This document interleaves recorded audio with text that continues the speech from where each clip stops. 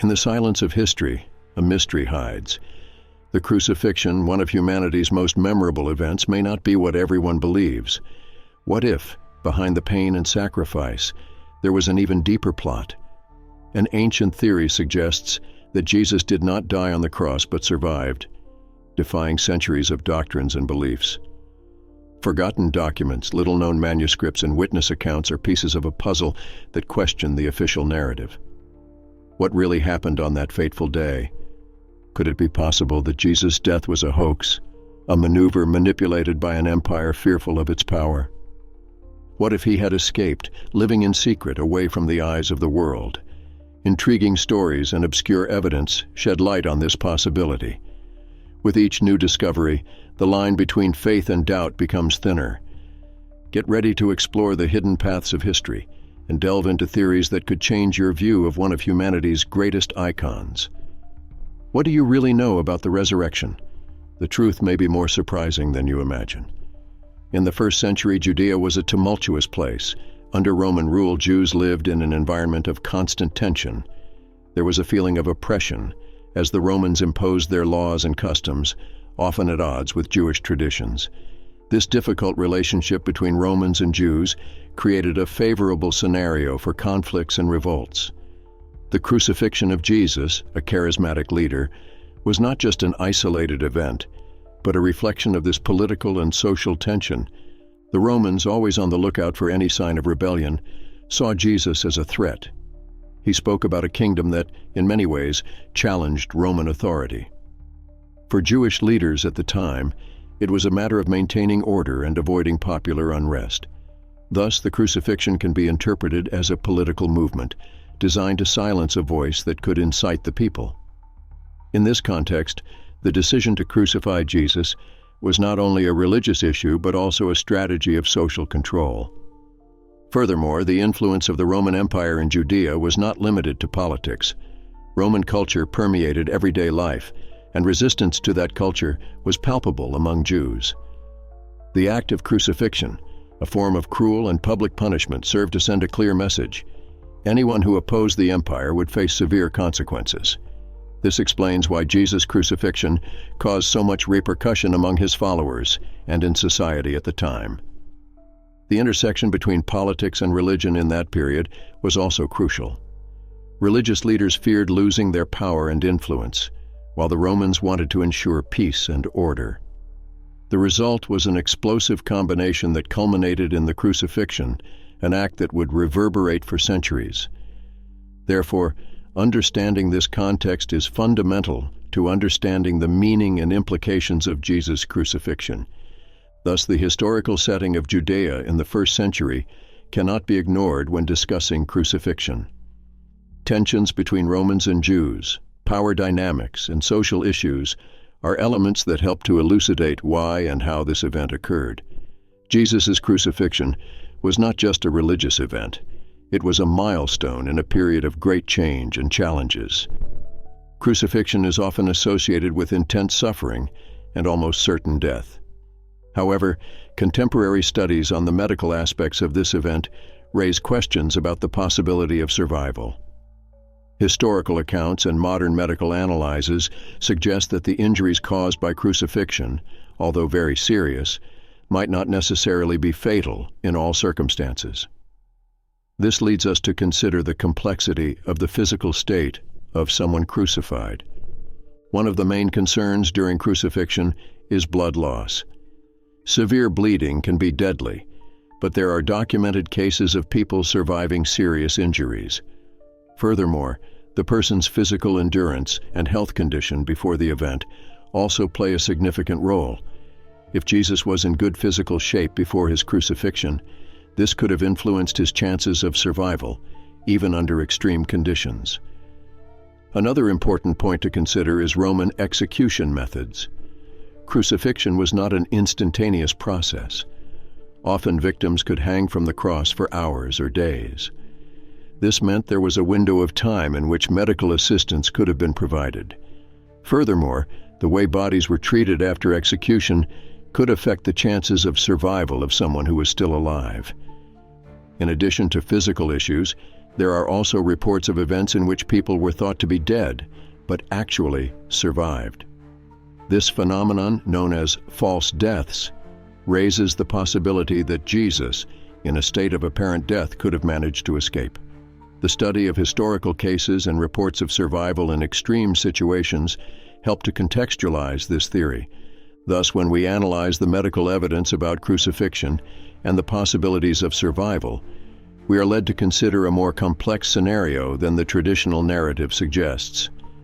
The limitations of ancient medicine, combined with human resilience, open up space for interesting discussions about what really happened after Jesus' crucifixion. In addition to canonical sources, there are ancient documents and lesser-known manuscripts that mention Jesus' life after the crucifixion. One example is the Gospel of Barnabas, an apocryphal text that presents an alternative narrative about Jesus and his experiences. Although the authenticity and dating of this document are debated, it offers a different perspective that raises questions about the traditional interpretation of history. Other apocryphal writings also mention events that suggest Jesus may have survived the crucifixion. These texts, often ignored by Christian tradition, may contain valuable clues about Jesus' life and what happened after his death. Research into these documents is crucial to understanding the plurality of beliefs and narratives that existed in early Christianity. Furthermore, critical analysis of ancient manuscripts can reveal information about how early Christian communities interpreted the crucifixion and resurrection. These texts often reflect an attempt to reconcile Jesus' death with the hope of eternal life, which may have influenced the creation of narratives that emphasize his resurrection. This search for meaning may have led to the concealment or rejection of reports that contradicted the idea of a definitive death. The recovery and study of these documents offers an opportunity to broaden our understanding of the figure of Jesus and the events surrounding him. The diversity of accounts and interpretations can illuminate aspects of history that have been lost or silenced over the centuries. Thus, the investigation of little-known manuscripts is an essential part of the debate about the crucifixion and its consequences. When considering these alternative sources, it is important to keep an open and critical mind. History is often shaped by those who tell it, and surviving accounts may not represent the entirety of the human experience. Therefore, exploring these texts can help us better understand the complexities of Jesus' life and the different ways in which his story has been told over time. The idea that Jesus' crucifixion may have been staged is a theory that raises many questions. The Romans, concerned with maintaining order in Judea, could have seen crucifixion as a way to avoid a popular revolt. The Jesus movement had gained a large following, and Roman leaders were unwilling to risk unrest that could threaten their control over the region. Therefore, the idea of staging Jesus' death could have been a strategy to calm tensions. Jesus' disciples, in turn, would also play a crucial role in this supposed conspiracy.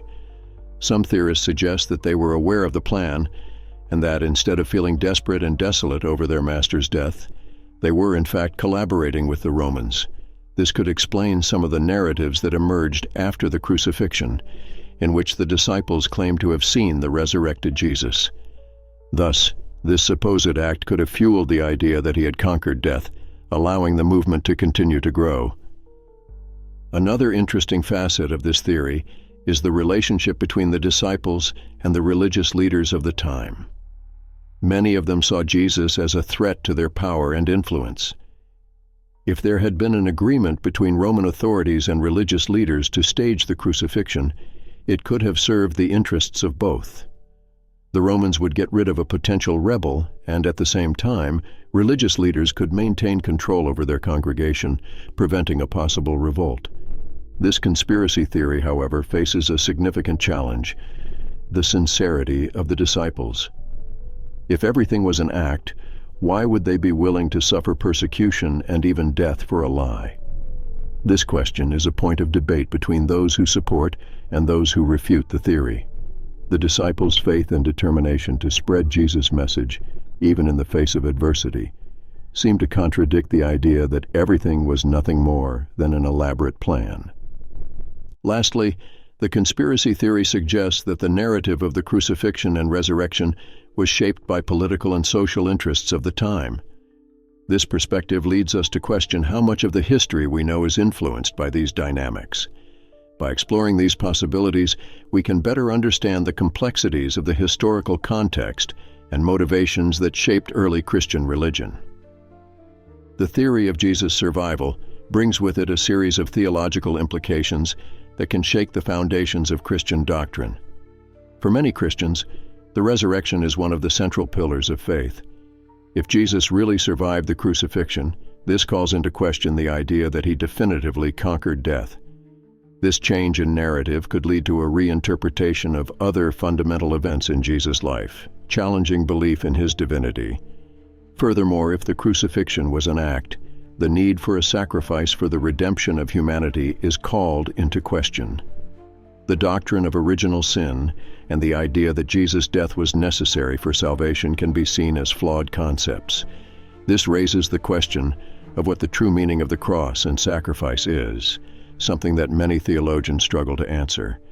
This reassessment could cause a crisis of faith among many who firmly believe in the traditional narrative. Another aspect to be considered is the impact of this theory on religious practice. If Jesus had not actually died, what would that mean for the worship rituals that revolve around his death and resurrection? Easter, for example, loses its meaning if the sacrifice was not true. Celebrations and traditions surrounding Christ's death and resurrection could be seen as empty, leading to an identity crisis for the Christian community. Furthermore, this theory could also influence the way Christians relate to other religions. The resurrection of Jesus is often considered a unique aspect of Christianity. If this narrative is challenged, it could open a dialogue between different beliefs and spiritual traditions, leading to greater acceptance or, on the other hand, an increase in conflicts between different strands of faith.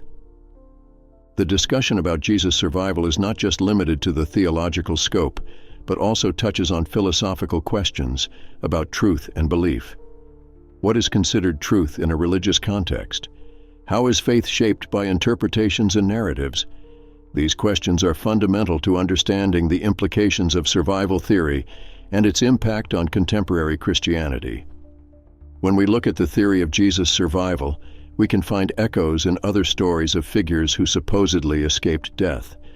A famous example is the legend of Rasputin, the Russian mystic who, according to some accounts, survived several attacks before finally being killed. Rasputin's story is full of conspiracies and assassination attempts. But despite it all, he seemed to have an almost supernatural ability to escape death. Like Jesus, Rasputin was seen as a controversial figure, and his supposed survival fueled several theories about his influence and power. Another example that comes to mind is that of Adolf Hitler. After the Second World War, several theories emerged, suggesting that the dictator did not actually die in his bunker, but rather escaped to some remote location. Many people believed he might be living under a new identity, far from the horrors he caused. This idea of a leader who escapes death resonates with Jesus' theory of survival, where death would not be the end, but a new beginning, or even a way to protect oneself against persecution. Furthermore, we have the case of false deaths throughout history. Many public figures, after being declared dead, were seen elsewhere, generating speculation and mysteries. One example is the famous case of Elvis Presley. The allegation that he faked his death to escape fame and public pressure still fuels debate among fans. This type of narrative highlights the idea that death is not always as definitive as one thinks, something that aligns with the theory that Jesus could have survived the crucifixion. These comparisons not only make the theory of Jesus' survival more intriguing, but also show how the perception of death is often shaped by cultural and social narratives. The idea that someone can escape a fatal fate taps into a deep human desire that life can continue, even in the most adverse circumstances. This hope is what keeps these stories alive in the collective imagination. By reflecting on these historical figures and their supposed escapes from death, we can see how the survival narrative can intertwine with belief and myth. Whether through charismatic leaders like Rasputin or controversial figures like Hitler, The idea that death can be cheated or circumvented resonates across many cultures and eras.